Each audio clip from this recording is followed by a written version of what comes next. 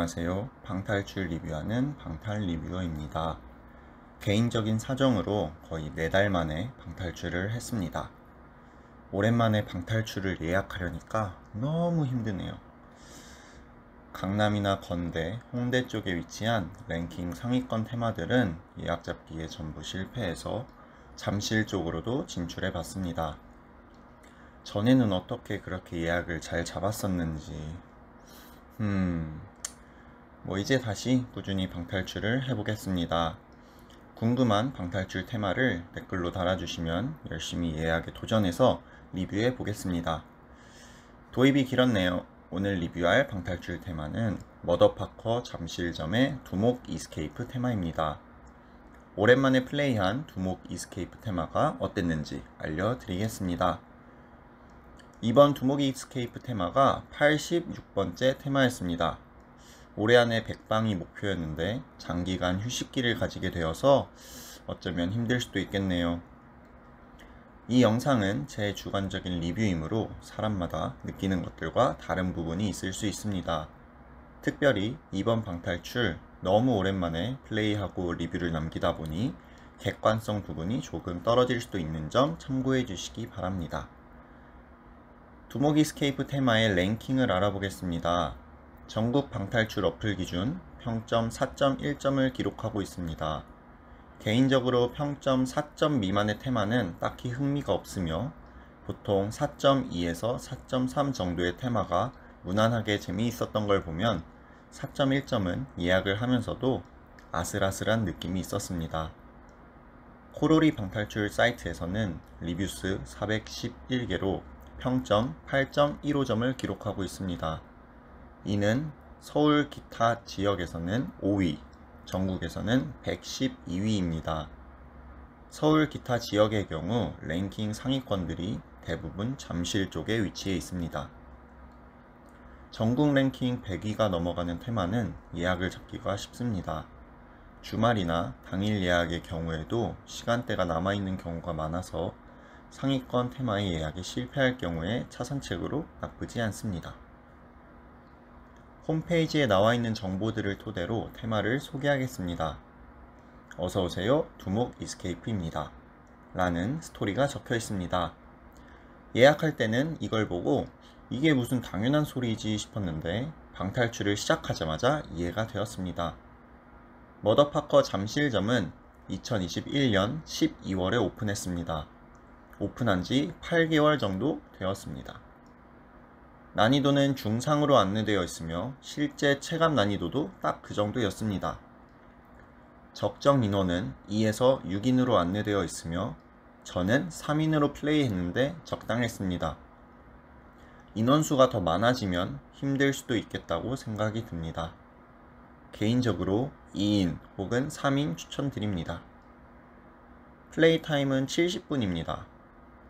그리고 테마 설명에 약한 공포주의라고 적혀 있는데 이걸 못 보고 예약했습니다.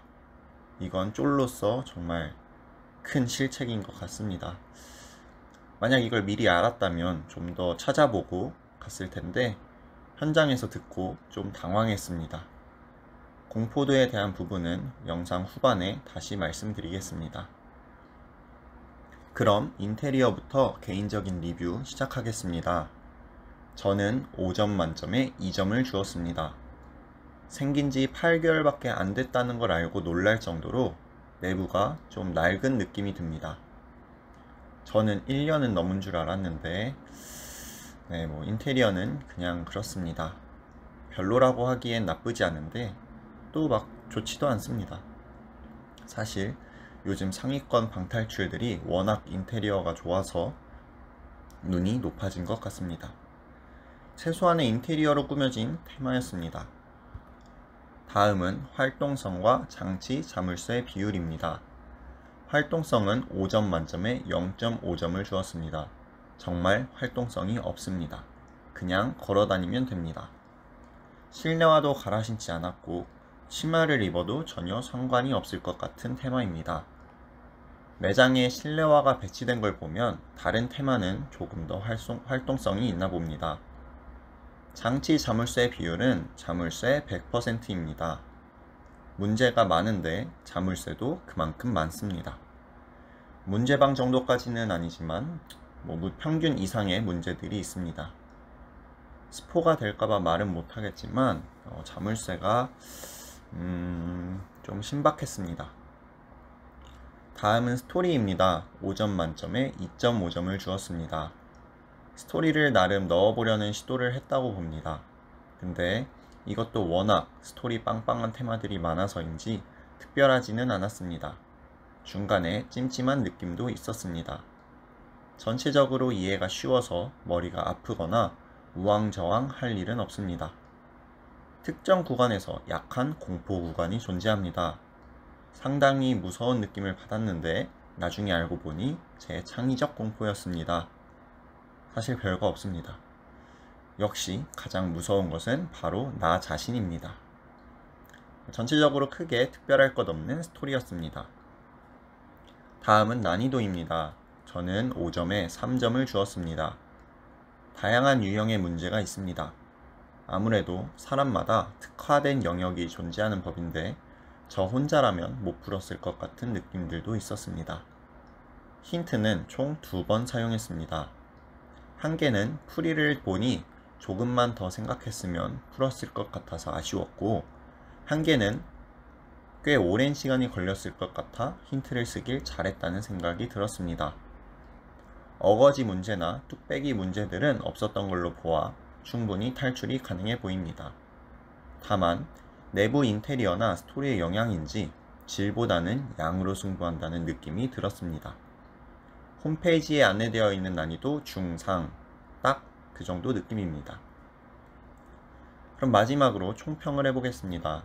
저는 5점 만점에 3점으로 풀길 테마로 선정했습니다. 사실 2점과 3점 사이에서 고민을 많이 했는데 2점을 주기엔 나름 괜찮고 3점을 주기엔 약간 부족해 보입니다. 3인으로 플레이하여 힌트 2회 사용, 50분 21초에 탈출 성공했습니다. 제한 시간이 70분인 것을 고려하면 굉장히 잘 풀었다고 생각합니다. 카운터에 적혀있던 두목 이스케이프 테마 1위분의 기록은 31분 정도였습니다.